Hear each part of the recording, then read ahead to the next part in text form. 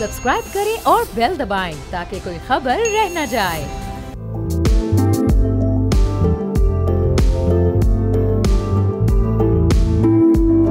अस्सलाम वालेकुम, मैं और बाब जहांगीर। आप देख रहे हैं प्रोग्राम व्यापार। हुकूमत इस वक्त ये कोशिश कर रही है कि किसी तरह हमारे मुल्क की इकॉनमी को मज़ीद मुस्तहकम किया जा सके और इसको बेहतरी की जानिब ले जाया जा सके। उड़ान पाकिस्तान जैसे एक बड़े प्लान का ऐलान कर दिया गया है जो अगले 5 साल में पाकिस्तान के माशी अशारिया और इकनॉमिक ट्रैक को बड़ी बेहतरी के साथ डिफाइन करता है कि हुकूमत के क्या प्लान हैं, किस तरह मीशत को ऊपर लेकर जाना है। लेकिन इस पूरी सूरत हाल में जब इस इकनॉमिक प्लान का ऐलान हुआ, ये ट्रांसफॉर्मेशन प्लान मंजर यहाँ पर आया, तो उसके साथ साथ हमने देखा कि जो ट्रेड डेफिसिट है उसमें भी थोड़ा सा इजाफा हुआ है। इम्पोर्ट्स पर हमारा इन्हिसार पिछले कुछ दिनों में थोड़ा ज़्यादा हुआ है। इससे पहले इंपोर्ट्स को कटेल करके स्ट्रेट डेफिसिट को कम करने की कोशिश की गई थी, लेकिन अब अगर दोबारा से ये डेफिसिट बढ़ता है तो ये हमारी इकॉनमी के लिए कितनी मुश्किलात क्रिएट कर सकता है। फिर जो टैक्सेस का एक शॉर्टफॉल हमारे सामने मौजूद है फिस्कल ईयर में, अगर उसमें एक बड़ा गैप सामने आता है तो ये कितने बड़े चैलेंजेस हैं और फिर उड़ान पाकिस्तान इन चैलेंजेस को कैसे आने वाले दिनों में ओवरकम करेगा। इस पूरी सूरत हाल पर हम गुफ्तगू करेंगे। फ़रूक सलीम साहब हमारे माशियात हैं, हमारे साथ मौजूद हैं। तो फ़रूक साहब, ये 5 ईज़ जिसको उड़ान पाकिस्तान में बुनियाद बनाया गया और पाकिस्तान की इकॉनमी भी इन्हीं 5 ईज़ के गिर्द घूमती है, जिसमें एक्सपोर्ट है, एनर्जी है, ई कॉमर्स है, इक्विटी है, एनवायरनमेंट है। तो अब इन तमाम को देखते हुए ये अगले 5 साल की एक बड़ी बेहतर मनसूबाबंदी आपको लग रही है, एग्जीक्यूशन बेहतर अंदाज से हो सकेगी और कितना बड़ा गेम चेंजर हो सकता है प्लान आगे चलकर? ये आपने दुरुस्त कहा कि मनसूबाबंदी है, हुकूमतों का काम होता है मनसूबाबंदी करना, माशी मनसूबाबंदी करना। तो नहायत ही आप समझिए कि खुश आइन एक कदम सामने नजर आया है कि मनसूबाबंदी हो रही है। मनसूबाबंदी का मतलब यह है कि हुकूमत की चाहत भी है। हुकूमत चाहती है कि वो GDP ग्रोथ जो है उसको 6% पे ले जाए। हुकूमत चाहती है कि एक्सपोर्ट को $30 अरब से $60 अरब पे ले जाए। लेकिन चाहत से आगे मामला जो है वो इस्लाहाती इक़दाम पे आ जाता है। अभी तो मनसूबाबंदी है, मनसूबाबंदी कागजी कार्रवाई है। इसके बाद अमलन जो 2 काम करने होंगे मेरी नज़र में, जो मुझे होते हुए नज़र नहीं आ रहे बदकिस्मती से। अच्छा, देखिए, अगर हुकूमत चाहती है कि GDP की ग्रोथ जो है वो हमने 6% पे ले जानी है। अभी 2 दिन पहले जो हुकूमत ने ऐलान किया है कि GDP की ग्रोथ आई है 0.9 पे, तो 0.9 से हमने इसको लेके जाना है 6% के ऊपर। और उसका तरीक़ाकार तो एक ही है और वो तरीक़ाकार है कि सनती पैदावार को बढ़ाया जाए। अब सनती पैदावार को अगर आपने बढ़ाना है तो फिर वो उसी सूरत में बढ़ सकती है कि जब आलमी मंडी के मुताबिक आपकी जो तवानाई की कीमत है वो इंडिया के मुकाबले की हो, वो चीन के मुकाबले की हो, वो अफगानिस्तान के मुकाबले और जो ममालिक एक्सपोर्ट में हमारा मुकाबला कर रहे हैं, कम्पीट कर रहे हैं, उनके जैसी एक लेवल प्लेइंग फील्ड होनी चाहिए। अगर हम अपनी एक्सपोर्ट बढ़ाना चाह रहे हैं, 30 अरब से 60 अरब पे लेके जाना है, तो जाहिरी बात है कि जब तक सनती पैदावार नहीं बढ़ेगी वो $30 अरब से हम 60 अरब पे नहीं पहुंच सकते। और सनती पैदावार 60 रुपए और 62 रुपए की बिजली फी यूनिट के ऊपर तो नहीं बढ़ सकती। सही, ये बिल्कुल वाज़ेह। बांग्लादेश में हमसे आधी कीमत पे बिजली बिक रही है, वहाँ के सनतकारों को मिल रही है। अफगानिस्तान में 30-32 रुपए, पाकिस्तानी 30-32 रुपए का यूनिट है बिजली का, जबकि हमारे यहाँ वो 62 रुपए पे है। तो जब तक इस्लाहाती इक़दामात सामने नहीं आएंगे, अभी जो वक्त गुजरा है इस हुकूमत का उसमें इस्लाहाती इक़दामात सामने नहीं आए और उसका लुभाव, उसका नतीजा जो है वो आपने देखा है 0.9% जो GDP की ग्रोथ है। देखिए, मामला इतना पेचीदा नहीं है, मईशत को बड़ा पेचीदा बना के पेश कर दिया जाता है। मामला तो वैसे 2 हैं असली मामला जी। एक ये है कि जो पाकिस्तानी सार्फिन हैं, जो कंज्यूमर है, जो शहरी हैं 24 करोड़, उनकी कुव्वत खरीद को किस तरह बढ़ाना है, उनकी कुव्वत खरीद को बढ़ाना है और सनती पैदावार बढ़ानी। मामले 2 ही हैं। और पिछले जो 18 महीने गुजरे हैं, आप देखिए कि बिजली की कीमत में लगभग 100% इजाफा है और हुकूमती अदाद-ओ-शुमार जो पाकिस्तान ब्यूरो ऑफ स्टैटिस्टिक्स के हैं कि गैस की कीमत में 800 और 4% इजाफा हुआ। और नतीजा क्या निकला? क्योंकि तवानाई की कीमत इतनी तेजी से बढ़ी, सनती पैदावार नीचे गई है। क्योंकि तवानाई की कीमत, बिजली के बिल, गैस के बिल इतनी तेजी से बढ़े तो आपकी और मेरी जो कुव्वत खरीद है, आप समझिए कि ख़त्म हो गई। बिजली का बिल देने के बाद, गैस का बिल देने के बाद फिर हम सोच में पड़ जाते हैं कि बिजली का बिल देना है या बच्चों की फीस देनी है। तो क़ुव्वत ख़रीद गिर रही है और सनती पैदावार भी गिर रही है। ये दो ज़मीनी हक़ाइक़ हैं। अब आप ज़रूर बनाएं, बड़ी, वैसे मैंने शुरू में कहा कि खुशाइन बात है, आपकी चाहत भी नज़र आ रही है, लेकिन इस्लाहाती इक़दामात और ख़ास तौर पे तवानाई के शोबे के अंदर। तो फ़ारूक साहब, ये तवानाई के शोबे में जो अभी काम हुआ, मसले का इदराक तो है, जब भी टास्क फोर्स बनी और ख़ुद वज़ीर तवानाई भी उसको हेड कर रहे हैं, मुख्तलिफ IPPs के साथ मुज़ाकरात भी चल रहे हैं, कोई 5-6 IPPs को अब तक मना भी लिया गया है, कुछ को टेक एंड पे मनाया गया, कुछ के जो एग्रीमेंट्स हैं उनको अर्ली ख़त्म कर दिया गया है, और आगे के लिए भी प्लानिंग तो हो रही है कि रीन्यूएबल एनर्जी पर कैसे जाना है, सस्ते ज़राए से कैसे बिजली हासिल करनी है। तो ये जो अभी की जो स्पीड है इनकी तवानाई के शोबे को लेकर, तो उसको देखते हुए आपको नहीं लग रहा कि जो टारगेट्स रखे गए हैं इस उड़ान पाकिस्तान में वो अचीवेबल होंगे?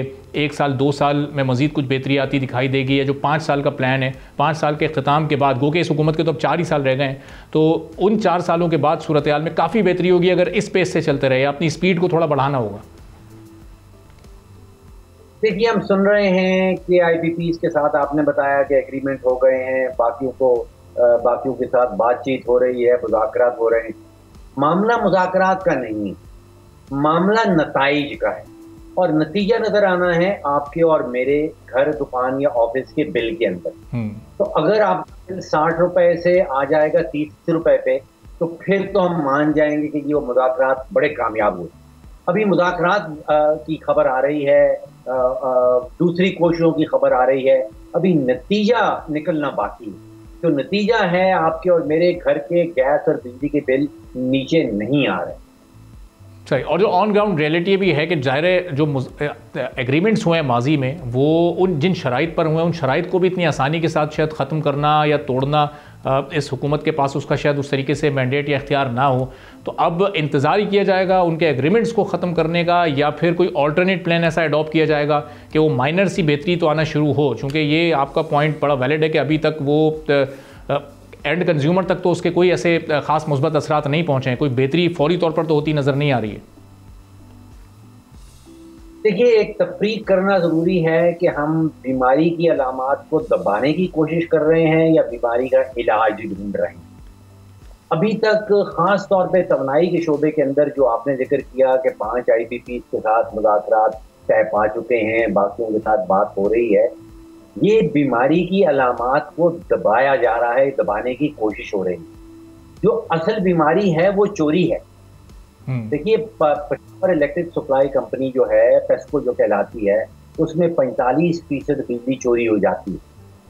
जो सखर इलेक्ट्रिक है उसमें तकरीबन 35% बिजली चोरी हो जाती है। अब अगर 45% बिजली चोरी हो रही है, 10% बिजली की वसूली, जो बिल इशू हो रहे हैं उनकी वसूली नहीं हो रही, और 55% तक ये मामला पहुंच जाता है, तो 55% अगर किसी दुकान में चोरी हो रही है या वसूली नहीं हो रही, तो वो दुकान बंद हो जाती है। तो यहाँ पे अभी IPPs के साथ जो नेगोशिएशन है, वो मैं ये समझता हूँ कि इस जुमरे में आती हैं कि आप बीमारी की अलामात को दबाने की कोशिश कर रहे हैं, आप बीमारी का इलाज नहीं ढूंढ रहे। सही। तो आप फारूक साहब, ये जो $60 बिलियन तक अगर अपनी एक्सपोर्ट को लेकर जाना है, तो इसका मतलब कि हर साल आपको $5-6 बिलियन की ग्रोथ चाहिए होगी, और ये जो इस्लाहात जिनका भी आपने जिक्र किया उनको करे बगैर ये मुमकिन नहीं नज़र आएगा। तो ये जो टारगेट रखा गया खासा एम्बिशियस फिर लग रहा है, इसके पीछे यकीनन थिंक टैंक्स बैठे होंगे, कोई ना कोई तैयारी ऐसी की होगी, कोई ऐसा एक ट्रैक ज़रूर तैयार किया गया होगा कि जिस पर चलते हुए मुकम्मल तौर पर नहीं तो इसके करीब ही पहुँचा जा सके।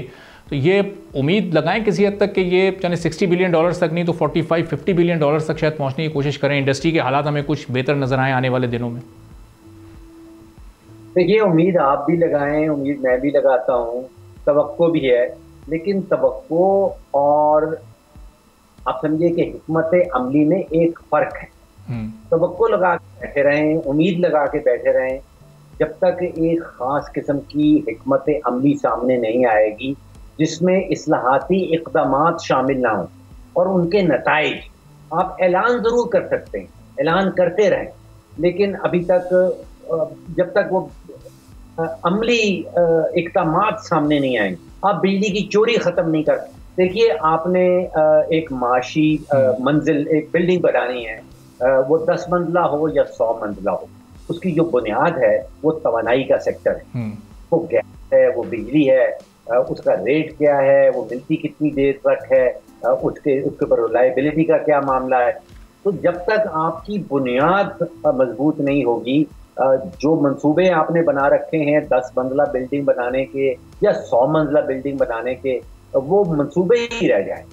ठीक है, बहुत बहुत शुक्रिया फारूक सलीम साहब हमारे साथ मौजूद थे। गुफ्तगू आपने सुनी, एक ब्रेक लेते हैं, ब्रेक के बाद वापस आएंगे।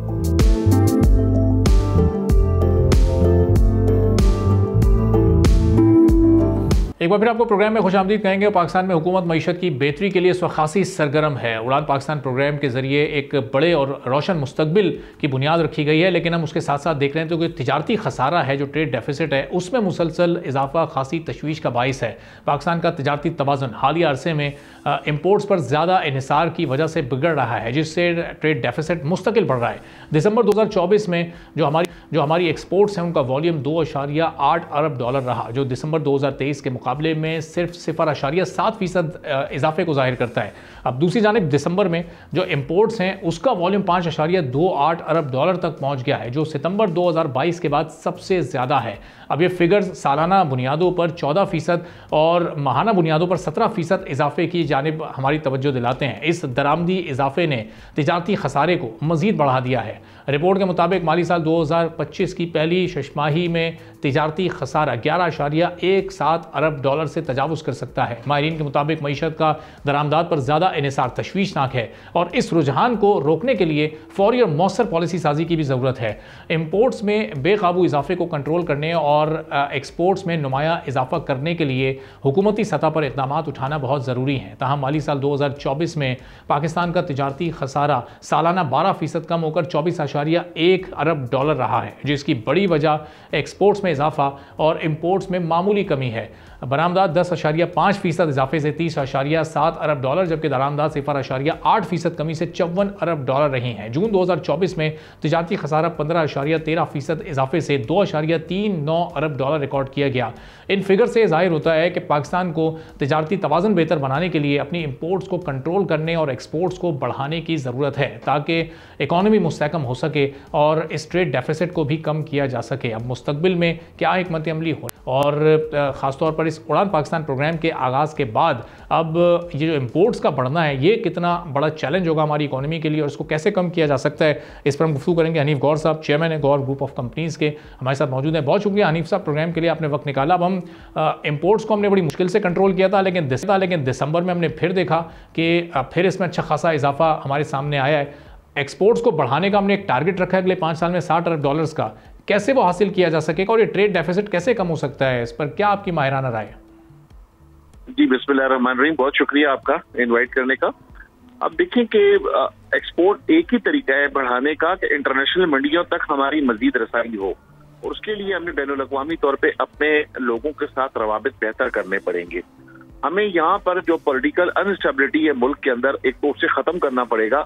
ये जो पिछले दिनों आपने देखा कि यूरोपीय यूनियन ने भी एक कदम उठाया इसके ऊपर, और उन्होंने आपके लिए थ्रेट किया कि अगर आप लोगों ने ये चीजें एड्रेस नहीं की तो शायद हम आपके पास जो आपको जो सहूलत दी हुई है वो शायद 2026 में हम वापस ले लें। तो मेरे ख्याल से एक तो हमें सबसे पहले पॉलिटिकल अनस्टेबिलिटी जितनी जल्दी हो सके इस मुल्क से खत्म करनी चाहिए।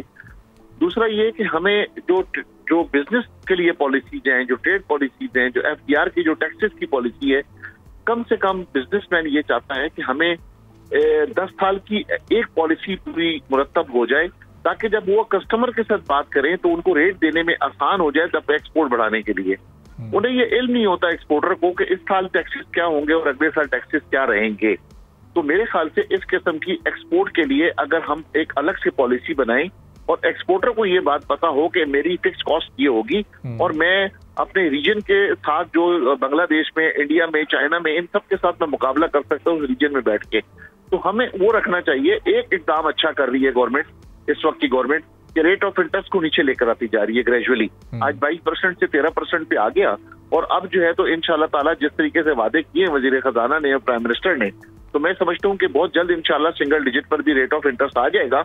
और जब रेट ऑफ इंटरेस्ट जब आ जाएगा तो फिर हमारी इकोनॉमी शायद बूम करने लगे, क्योंकि जो 3100 बिलियन रुपया पड़ा हुआ है बैंकों के अंदर, वो जब रेट ऑफ इंटरेस्ट नीचे आएगा तो लोग निकालेंगे और तब फिर रियल एस्टेट में भी इन्वेस्टमेंट करेंगे।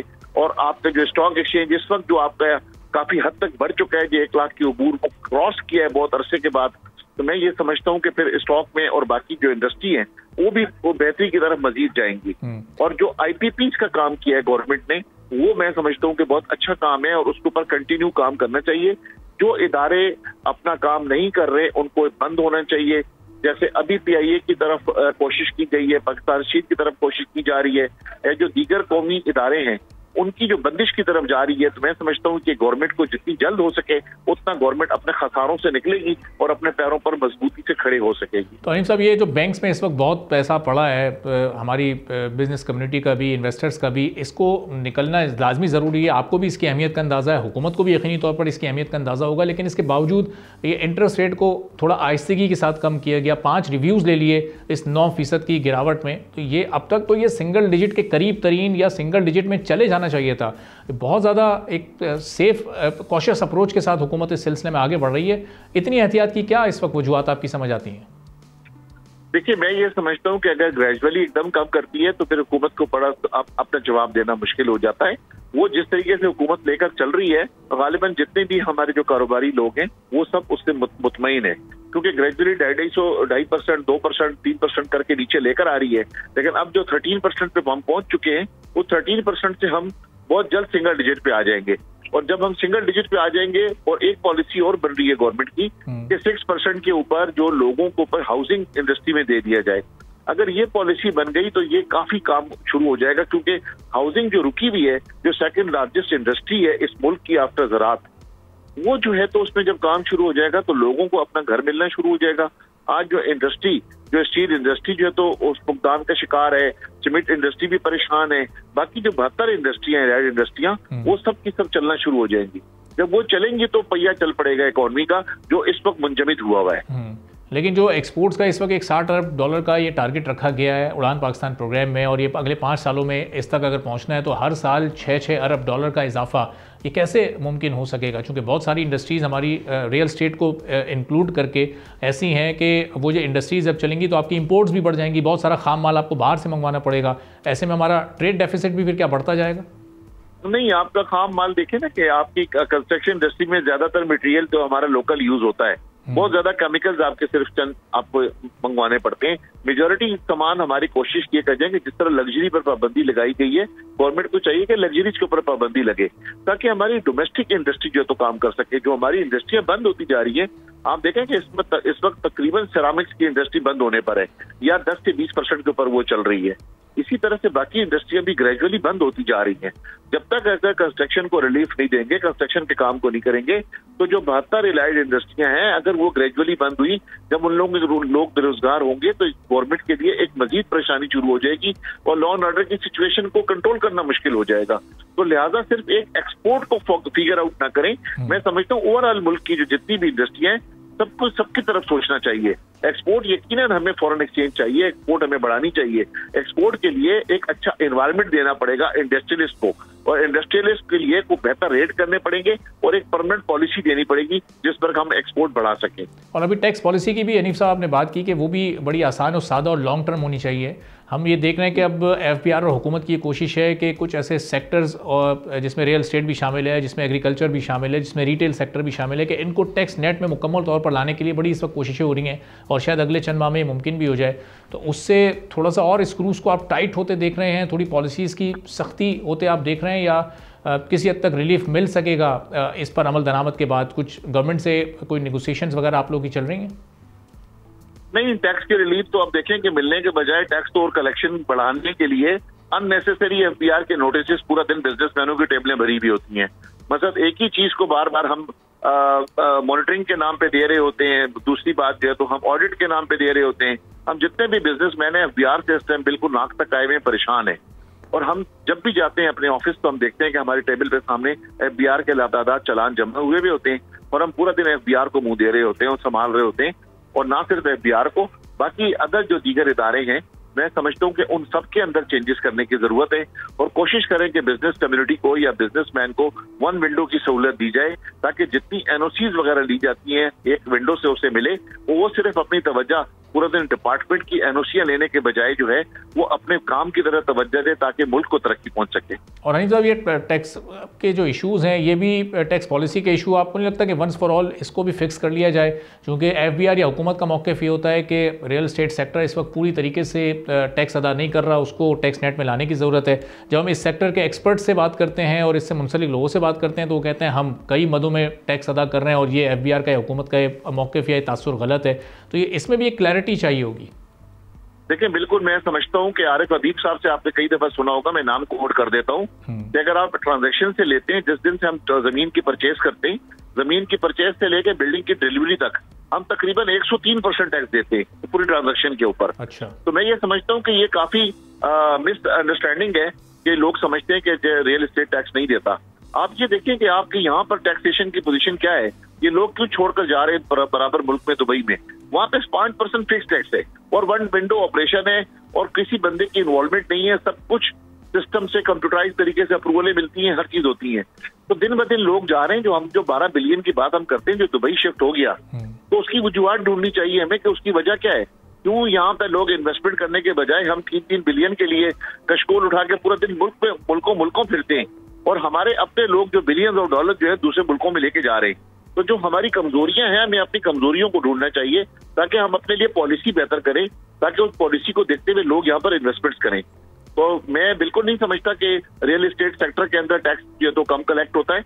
मैं समझता हूँ कि बहुत ज्यादा टैक्स कलेक्ट होता है, जितना होना चाहिए उससे भी कई गुना ज्यादा होता है। तो बिल्कुल ये मिसपरसेप्शन है और इसको दूर करना चाहिए। ठीक है, बहुत बहुत शुक्रिया हनीफ गौर साहब, चीफ कंपनीज हमारे साथ मौजूद थे। गुफ्तगू आपने सुनी, एक छोटा सा ब्रेक लेते हैं, ब्रेक के बाद वापस आएंगे, एक और अहम मौजू पर बात करेंगे।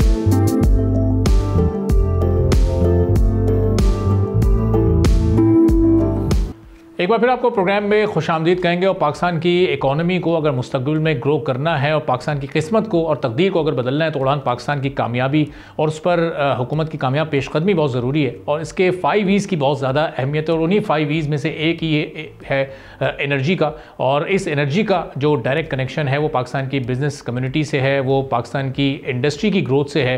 तो अब इस इंडस्ट्री और इंडस्ट्री से मुंसलिक लोगों की कितनी तवक्कुआत हैं इस प्रोग्राम को लेकर, और जो पिछला 1-1.5 साल बहुत मुश्किल एनर्जी क्राइसिस के हवाले से गुजरा, जिसमें बहुत महंगी एनर्जी की वजह से उनके बिज़नेस ने भी सफ़र किया। तो अब अगर एक्सपोर्ट्स को भी बढ़ाना है तो उसमें इस एनर्जी की प्राइस को कम करना पड़ेगा, रीन्यूएबल एनर्जी पर जाना पड़ेगा।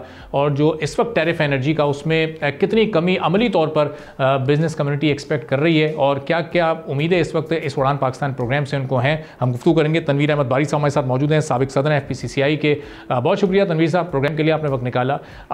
अब उड़ान पाकिस्तान अगर कामयाबी हासिल करता है तो इसका हर पाकिस्तानी की तरह बिजनेस से मुंसलिक लोगों को बहुत फ़ायदा होगा, इंडस्ट्री ग्रो करेगी, एक्सपोर्ट्स हमारी बढ़ेंगी, टारगेट्स इसमें बड़े ज़बरदस्त रखे गए हैं। लेकिन जो आप लोगों की एक डिमांड रही है 9 सेंट पर बिजली हासिल करने की और उस पर मुख्तलिफ मौक़ों पर आप लोगों से कमिटमेंट्स भी की गई हैं, तो अब वो मामला कहाँ तक पहुँचा है और इस प्रोग्राम के बैनर तले आपको अपनी वो डिमांड पूरी होती नज़र आ रही है? बिस्मिल्लाहिर्रहमानिर्रहीम। देखिए, ये जो उड़ान पाकिस्तान प्रोग्राम है देखने में तो बहुत अच्छा है। और आपने जैसे देखा कि 2023 में जो है बिजली और गैस की कीमतें जो है आसमान से बातें करने लगी थी और गैस की कीमतों में जो है 200% इजाफा हुआ है। और इसी तरह बिजली की कीमतों में 2023 में 100% इजाफा हुआ था और वो इजाफा आज भी मौजूद है। और अभी आप ये देखें कि ओगरा ने जो है रिकमेंड किया है कि मजीद गैस में कीमतों में इजाफे का जो है रेकमेंड किया है गवर्नमेंट ऑफ पाकिस्तान को। और ख्याल यही किया जा रहा है कि जनवरी-फरवरी में गैस की कीमतों में मजीद इजाफा होगा। अब एक तरफ तो हम बात करते हैं कि हम अपनी एक्सपोर्ट जो है $60 अरब तक ले जाएंगे, लेकिन दूसरी तरफ जो है हम बिजली और गैस की कीमतें जो है मुस्तकिल ऊपर लेके जा रहे हैं।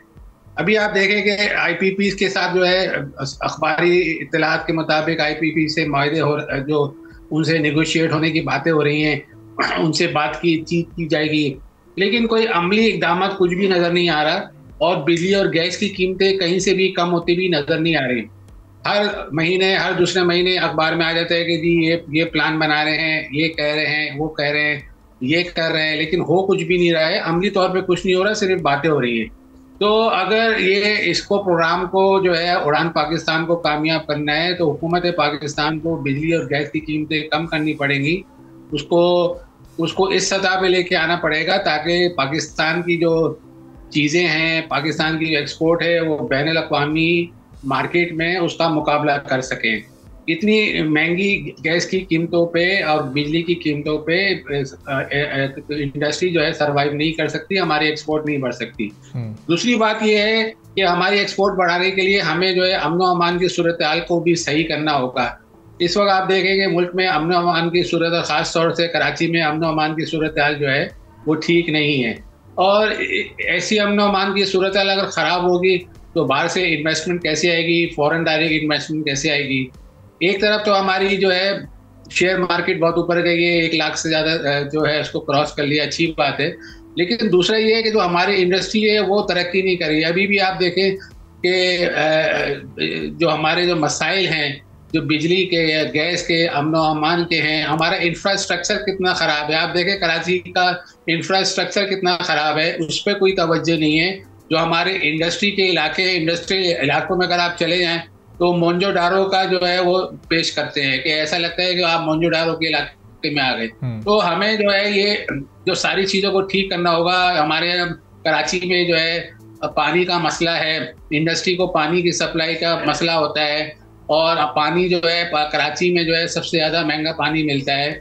इन तमाम चीज़ों को भी हमें जो है फोकस करना होगा। गवर्नमेंट ऑफ पाकिस्तान को जो है फोकस करना होगा। कराची जो है 65% पूरे पाकिस्तान का रेवेन्यू जनरेट करता है और 95% सूबाई हुकूमत का रेवेन्यू SRB का करता है। तो हुकूमत पाकिस्तान को कराची को पे फोकस करना चाहिए, इसकी तरफ देखना चाहिए और इसके मसाइल को हल करना चाहिए। उसके बाद जाके हम ये जो हमारा ये जो प्रोग्राम है, जो वज़ीर आज़म का प्रोग्राम है उड़ान पाकिस्तान, ये कामयाब हो सकता है, वरना ये कामयाब नहीं होगा अगर हमने इन मसाइल पे तवज्जो ना दी तो। और तनवीर साहब, ज़ाहिर है कराची की जो बिज़नेस कम्युनिटी है वो बड़ी एक अहम स्टेक होल्डर है। तो अब इस वक्त एज स्टेक होल्डर आप लोग कितना हुकूमत के साथ इन सारी चीज़ों में पार्टिसिपेट कर रहे हैं? चूँकि एक इंटेंशन पिछले 5-6 माह में कम से कम इस हद तक नज़र आई कि हुकूमत ने मुख्तलिफ सब्सिडीज़ मुख्तलिफ वक्तों में, चाहे बहुत थोड़े टाइम के लिए, एक बहुत थोड़े सेक्टर को दी, लेकिन कोशिश उन्होंने की। पहले जो बहुत कम यूनिट इस्तेमाल करने वाले कंज्यूमर्स थे, गर्मी में उनको रिलीफ देने की कोशिश की गई। वो ज़ाहिर मुल्क के कुछ ही हिस्सों में वो चीज़ थी। फिर अभी सर्दी में जो इजाफी बिजली इस्तेमाल करने की एक ऑफ़र लेकर हुकूमत आई, गो कि ये इस वक्त ज़रूरत को देखते हुए या डिमांड को देखते हुए बहुत कम है, लेकिन कहीं ना कहीं अपनी कोई ना कोई कोशिश तो हुकूमत कर रही है। और फिर ये तो एक बड़ा ग्रैंड प्रोग्राम है उड़ान पाकिस्तान, और पूरे पाकिस्तान को इससे आगे लेकर जाने की जो कोशिश इस वक्त हुकूमत करेगी, एक लॉन्ग टर्म प्रोग्राम है तो उसमें वक्त लगेगा। अब इससे कितनी इस वक्त आपको उम्मीद है कि ये अगर इस पर बेहतरी के साथ, बेहतर विल और इंटेंशन के साथ काम होता है तो हालात मजीद बेहतर होंगे आगे? देखें, हालात तो बेहतरी की तरफ जा रहे हैं। हमारा इन्फ्लेशन जो है वो 38% से जो है कम होके जो है गिर गया, सिंगल डिजिट में आ गया। हमारा इंटरेस्ट रेट जो था वो 22% से जो है 13% पे आ गया। 2 साल पहले हम डिफ़ॉल्ट पे थे और ऐसा लग रहा था कि सुबह शाम पाकिस्तान जो है वो डिफ़ॉल्ट पे जो है डिफ़ॉल्ट कर जाएगा। बहुत सारी चीज़ें, और हम IMF के प्रोग्राम में चले गए और उसके बाद जो है हालात बेहतरी की तरफ जाने लगे हैं। तो मैं ये नहीं कह रहा कि बिल्कुल ही हालात ख़राब है, हालात जो है बेहतरी की तरफ है। लेकिन जो हमारा जो कामयाबी जो है, जैसे हुकूमत पाकिस्तान ने कहा है कि हम इसको जो है एक्सपोर्ट को $60 अरब पे लेके जाएंगे, तो ये उसी सूरत है जो मैंने आपको बताया कि जो हमारे मसाइल हैं, कराची के जो मसाइल हैं, उन पे जो है हुकूमत पाकिस्तान को गौर करना चाहिए, उन पे काम करना चाहिए, तब जाके ये जो है हम टारगेट अचीव कर सकेंगे। आप ये देखिए 2 साल पहले जो है अरबों रुपए के लोगों के माल कंटेनर फंसे हुए थे, स्टेट बैंक का मसला था, वो भी अल्लाह का शुक्र है हल हो गया। बहुत सारी चीज़ें जो हम जो है हल हुए हैं। अब ये देखें ना आप, ये जो PIA की जो प्राइवेटाइज हुकूमत पाकिस्तान कोशिश कर रही है, कितने इदारे हैं जो नुकसान में चल रहे हैं, हुकूमत पाकिस्तान चाहती है कि उसको प्राइवेटाइज कर दे। लेकिन एक प्राइवेट जो है, अब हम PIA जो है उसको जो है प्राइवेट नहीं कर सके अभी तक, उस पर काम मुकम्मल नहीं हो सका, उसमें हमें मुस्तकिल नाकामियाँ हो रही हैं। तो इन चीज़ों को हमें देखना होगा कि ये जो इदारे हैं, जो पाकिस्तान स्टील है और दूसरे इदारे हैं जो सफ़ेद हाथी बने हुए हैं मईशत पे, और अरबों रुपए जो है इन पे सर्फ हो जाता है और टैक्सों का पैसा वहाँ ज़ाया हो जाता है और आवाम पे नहीं लगता है। तो हमें इन चीज़ों को देखना होगा, इसके बाद जाके ये चीज़ें जो प्रोग्राम जो है कामयाब हो सकेंगे। सही। तो अब तनवीर साहब, सारे प्राइवेटाइजेशन को लेकर भी अब हुकूमत कोशिश कर रही है और उम्मीद यही है कि 1 से 2 माह में PIA की कम से कम प्राइवेटाइजेशन हो जाएगी, उसके बाद तो फिर एक तवील फहरिस्त है, उसमें कुछ बिजली की भी जनरेशन कंपनीज़ हैं, कुछ डिस्ट्रीब्यूशन कंपनीज़ हैं, और जब उनकी प्राइवेटाइजेशन होगी तो यकीनी तौर पर जो इस वक्त टैरिफ हमारा बिजली का है, जिससे एक आम सारिफ भी परेशान है, जिससे हमारी इंडस्ट्री और इंडस्ट्रियलिस्ट को भी बहुत मुश्किलात हैं, तो यकीनी तौर पर उसमें भी कहीं कमी ज़रूर वाक़ होगी। और अगर ये अगले 4-5-6 माह में भी कोई टैरिफ में कमी आप लोगों के लिए वाक़ होती है तो एक्सपोर्ट्स को किस हद तक बिज़नेस कम्युनिटी पाकिस्तान की बढ़ा सकती है? जो $60 बिलियन का टारगेट है, ये अचीवेबल है या ये बहुत ही एक एम्बिशियस टारगेट आपको लग रहा है? जी, मैंने कहा कि अगर हुकूमत पाकिस्तान जो है इंडस्ट्री को, एक्सपोर्टर्स को जो है कम कीमत पे जो है बिजली फराम करे, गैस फराम करे। अभी मैंने आपको अभी बताया कि 2023 में तकरीबन 200% गैस की कीमतों में इजाफा हुआ था। अभी ये 2024 खत्म हो गया, अब 2025 में फिर जो है ओगरा ने रेकमेंड किया है कि गैस की कीमतों में इजाफे का, और यही तासुर है कि गैस की कीमतों में इजाफा हो जाएगा। तो एक तरफ जो है अगर इस तरह से इजाफे होते रहे तो ये बड़ी मुश्किलात हो जाएंगी। इसी तरह आप देखें कि हुकूमत जो है वो कैप्टिव पावर को जो है वो गैस जो है बंद की जा रही है, 2025 में जो है बंद कर दी जाएगी। अब ये जो कैप्टिव पावर है ये सबसे ज़्यादा जो है कीमत अदा करते हैं, तकरीबन 3,000 रुपये पर MMBTU। ठीक है, ये 1500 की गैस जो है डबल कीमत पे लेते हैं। अब अगर इनकी जो है कैप्टिव पावर की गैस को बंद किया गया तो ये जो SSGC है, ये सुई नॉर्दर्न है, इनको नुकसान, ये कंपनियां और मजीद खसारे में जाएंगी। ये ऑलरेडी खसारे में जा रही हैं क्योंकि गैस की चोरी है, सबसे ज़्यादा बलूचिस्तान में चोरी है, तो इनके खसारों में मजीद इजाफा होगा क्योंकि सबसे ज़्यादा तो महंगी गैस तो ये कैप्टिव पावर ले रहे हैं। तो हुकूमत को इन चीज़ों पे, जो इंडस्ट्री के जो मामलात हैं, उस पर नज़रसानी करनी चाहिए और इन मामलात को देखना चाहिए। अगर वो चाहते हैं कि ये चीज़ें ठीक हों और हमारी एक्सपोर्ट बढ़े और ये प्रोग्राम जो है वो कामयाबी से हमकिनार हो, तो इन तमाम चीज़ों को हुकूमत पाकिस्तान को देखना होगा इसके साथ साथ। सही। और फिर तमीज़ अभी जो इंटरेस्ट रेट में जिस तरह जो कमी इस वक्त की गई है, तकरीबन 9%, 5 रिव्यूज़ में कमी हुई है, इसको हमारी इंडस्ट्री इस वक्त कैसे, ज़ाहिर है आप लोगों ने इसको इनिशियली रिजेक्ट किया था, आप लोगों की डिमांड थी कि इसको सिंगल डिजिट में लाया जाए, जो अभी तक मुमकिन नहीं हो सका। बिज़नेस एक्टिविटी को या बिज़नेस जनरेशन को इससे कितना इस वक्त फ़ायदा पहुँच रहा है? ये देखें, अभी थोड़ा बहुत तो फ़ायदा हुआ है, लेकिन इसको ये सिंगल डिजिट से जो है डबल डिजिट में गई और ये 22% पे चली गई थी ना, तो अब ये जो है इसको सिंगल डिजिट पे आना चाहिए और उसको तेज़ी से जो है सिंगल डिजिट पे लाना चाहिए। और जो नेक्स्ट मॉनेटरी पॉलिसी का ऐलान होगा उसमें मैं समझता हूँ कि स्टेट बैंक को जो है उसको सिंगल डिजिट पे लाना चाहिए। ठीक है, बहुत बहुत शुक्रिया। तनवीर अहमद साबिक सदर KCCI के साबिक नायब सदर हमारे साथ मौजूद थे। गुफ्तगू आपने उनकी सुनी। इसी के साथ नाज़रीन आज के प्रोग्राम से इजाज़त दीजिए। अल्लाह हाफ़िज़।